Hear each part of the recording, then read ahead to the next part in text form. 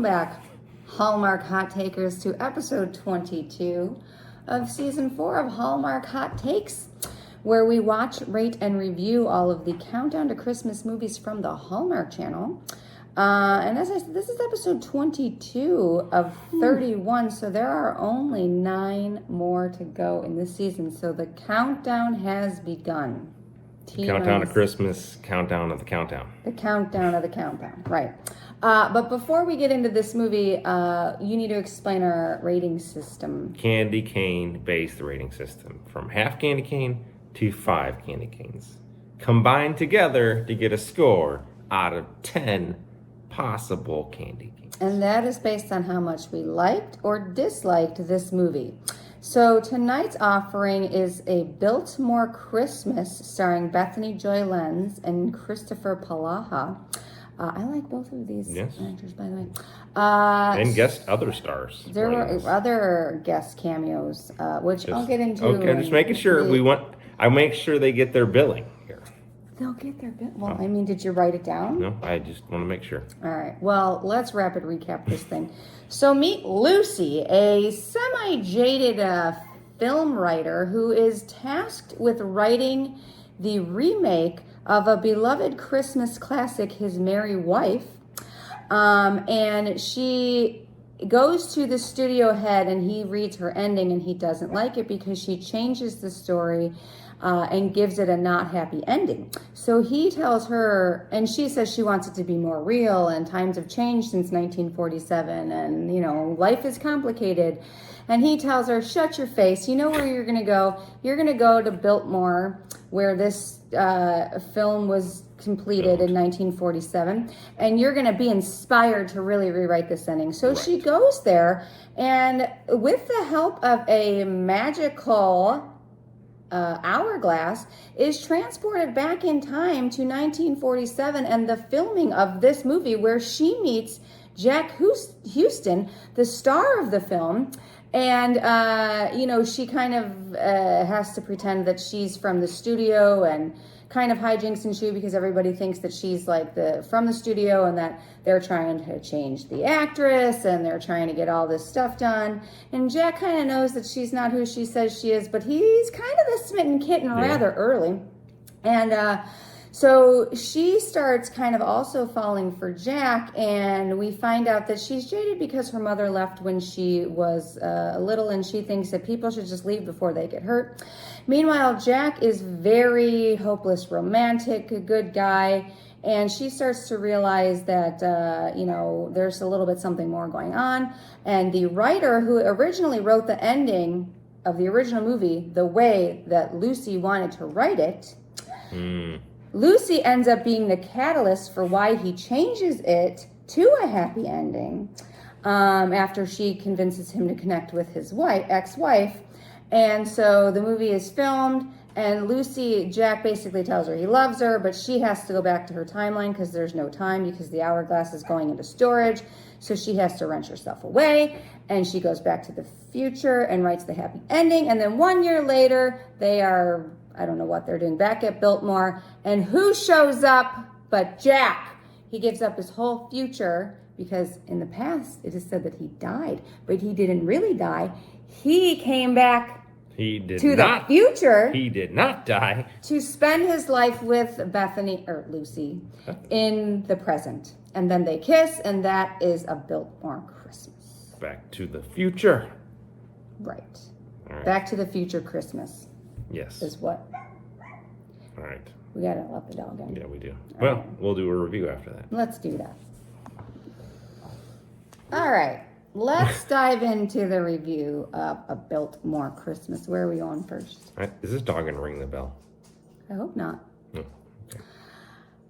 Where are we going? Whatever you want to do. Dislikes? Dislikes. Sure. What did you dislike? She was really bitter on love. This whole, like, you put your faith in people and you're just going to get burned. Yeah. Made me kind of sad. Well, her mom left her, so that was probably a pivotal moment in her life.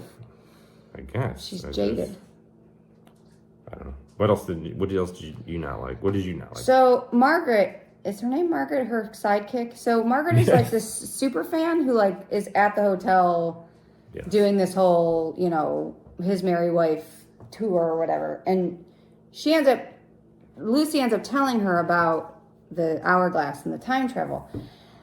And Margaret believes her very quickly. And maybe that's not, it just seemed like, I don't know, because like Lucy appeared out of nowhere when she came back because she could kind of hop in and out of the timeline until the hourglass broke.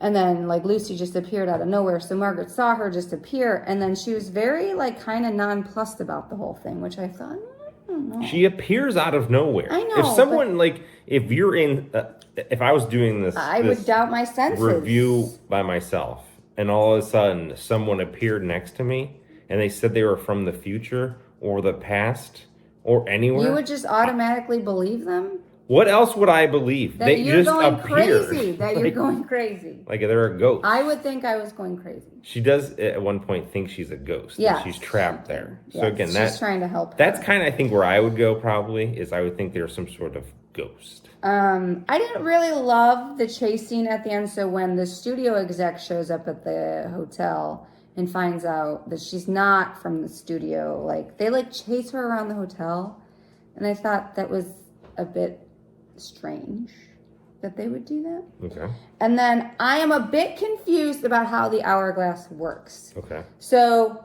when she first goes back in time, It's like a half hour. right, she gets whatever time is left on the hourglass, and then falls, she can right? come Because back. she's like talking to the guy, and the guy leaves, and she's talking on the phone or something, and then she turns over, and the hourglass falls, and it's kind of like half and half. Right. And then she pulls it back up, so it's like a half hour because the hourglass is 1 hour, right? Right, and then she does it again, and she gets the full hour. Right. Yes. But then when she goes back to the future for the final time, she just automatically goes back. So I don't really know how it works. What do you mean goes back? Like when she So, was like, thought when she was stuck? When she takes it out of the truck, Yeah, there was a little left, and she just puts it right, and it goes away, and it's over. there was like a little bit left. Yeah. Yeah. Are you sure? It was on its side, and she puts Right. it over, and there was just a little bit left after he fixed it. So he fixes it, and he's fixing it and everything, and then it's going down, and then he puts it sideways in the truck. And then she sees it in the truck, and she writes it, and that little bit goes, and that's when she disappears, and Jack's like, I don't really disappeared. remember seeing it that way, but I will take your word for it. that's what I saw. What else didn't you like? Anything else? No, I pretty much like this movie. All right. Like Let's go to likes then, because I don't think we have anything else. the Biltmore, is that what it's called? I love castles. I love estates. It's amazing. And it's in Tennessee, Nashville area. Is that what I heard? I thought it was Asheville. Oh, like Asheville. North Carolina. Because he says it's North Carolina and because of the fake snow. Ah, okay, I'll give that. So yeah, I love old-timey buildings, hotels. You can go there. Did you see the promos during the movie? It's a place. It's actually a real place that you can go to. Shot on location. Love it. The box office poison line. So the original His Merry Wife, the actress's name is Anna, and they originally had referred to his box office poison, and I thought that was a fun little nod to Katharine Hepburn before she got her big break in the Philadelphia story. Oh, okay. So I like that. I just really liked the old-timey movie. They did like flashbacks of the movie, and it was really fun how they filmed it. And it definitely looked like something that could have been shot in 1947 for sure. I So think they in did a really good job. 1947, the broads, they dress pretty nice. They do. The dames, I think dames. they prefer to be called dames. Dames. There's like good costumes. Like it was a nice like timepiece. I like that. They don't usually do that in the Hallmark. So Jack, who plays Charlie in the movie, he's telling Lucy about how he got his big break, and he was a stuntman who then got a bit part because the stuntman like knocked himself out or something. And I thought that was great because it was kind of a nod to Singing in the Rain and like how Don Lockwood got I don't know if that was intentional. I'm pretty sure it was, but it was pretty great. I like that. Love that. So Jack, he's just so sweet and so good. Like, he's just a good person, and I wanted to hug him. Yeah. Because he was just delightful from start to finish. I agree. And he does a great Jimmy Stewart impression. That was a Jimmy Stewart impression. What about a mention of Ohio? Yeah, she's from California by way of Ohio. So we love Ohio. We love Ohio. I loved that she was actually the one responsible for getting the story changed, because if she hadn't encouraged the original writer to contact his wife, he would have wrote the unhappy ending. But because he did what she said and got his wife, he thought, well, maybe these characters also deserve a happy ending. So I thought that was kind of very interesting. Yeah, because she really liked that ending. And then to find out that that's what it originally was, she's like, oh, I need to find out exactly what happened. You happened. That's what happened. You're the problem, lady. Yes. And I liked that Wes Brown and Rachel Boston made a cameo in this movie and referenced their movie that they did for Hallmark together. It's going to be better than Check into Christmas. And I thought that was amazing. It was funny. What else you got that you liked? There's a DeLorean time machine reference where she's like, why couldn't it have been a DeLorean? Mm-hmm. Which was funny because she said that because when she's back in time, the hourglass broke, so she couldn't get back to where she wanted to be. But I said, even if you had a DeLorean, where are you going to get the plutonium? Right. Always in 1947. It's not available on every corner drugstore. Yeah. In what, 56 or 55? 56, right? What? 1955. 1955. So this is 8 years early. 47, it's shit. I don't think she's getting it. It's even worse. So I don't think she really wants a DeLorean. No. Because that would be even worse, I feel like. What about the guy who ran Biltmore? He reminded me of someone. I don't know. Place him. But here's the thing. He was someone, like, there was more to his character than the movie kind of let on. Like, he knew about the magic, but he didn't tell anybody. Like, so like, because then at the end, he was the one when Jack was back, he turned the hourglass sideways and put it into storage. And then that kept him. And then that kept Jack in the present. So he definitely knew something was going on. And I liked how you thought Jack died a year later in 1948, but really he didn't die. He just came to be with her because they were apart for a year, and he was still pining. He was still pining for her. Yeah, I like that. And in the grand tradition of all time travel movies, you are not allowed to tell somebody when they're going to die, because she tried to do it, but just like Marty didn't with Doc. I thought there were solid kissing in this movie too. There was good kissing. Like they were good adorable. They're very cute. Yes. All right. What about candy cane? You ready? Candy cane it. I want you to go first. I feel good about it. I had very, very little dislikes on this movie. And I'm always skeptical on the time travel. Well, because you can really screw it up bad. Yeah, and it all makes no sense. And then they made it believable, like why he had to wait a year, because he kept trying to turn it, but the hourglass was like in storage or going to the Smithsonian or something. So he couldn't get back. So when she tried to tell him that he died on December 24th, 1948, he used that. All she said was on December 24th, 1948, and then she had to go. So he remembered that date, and then he tried again, and that's how he got there. So I thought that was also interesting. But anyhow, that's off book. What were you giving it? It's not much I didn't like about this movie. And the fact that they referenced Check Into Christmas, I thought was absolutely amazing. So I think it was 4.5 prior to that, and I would give it a 5 because I thought it was incredibly well done, a nice timepiece. It was. They really did well with this time travel one. We've been really high on the time travel ones lately. Again, you're playing with fire.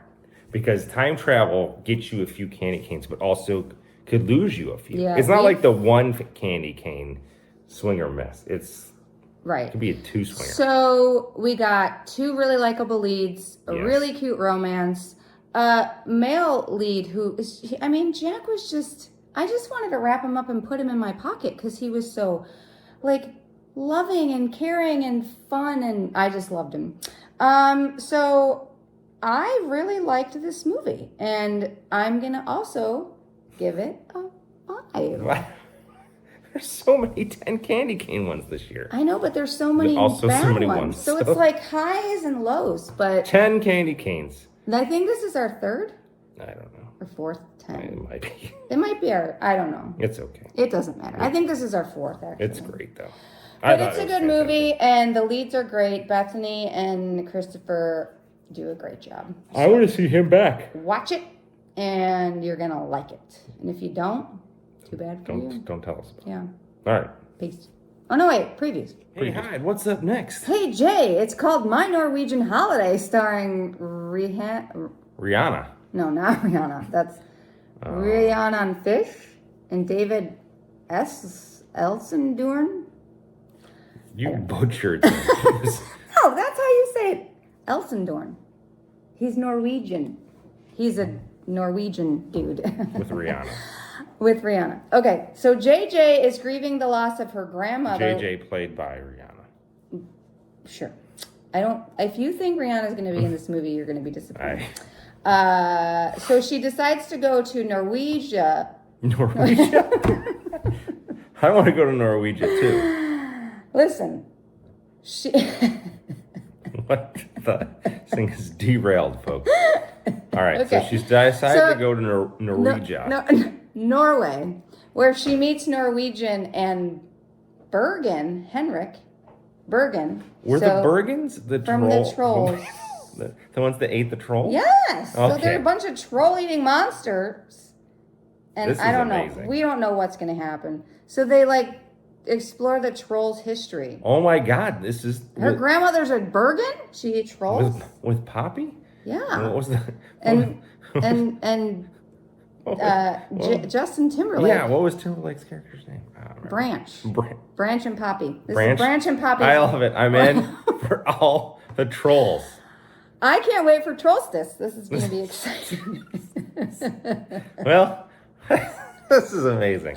I'm in. I hate this movie already.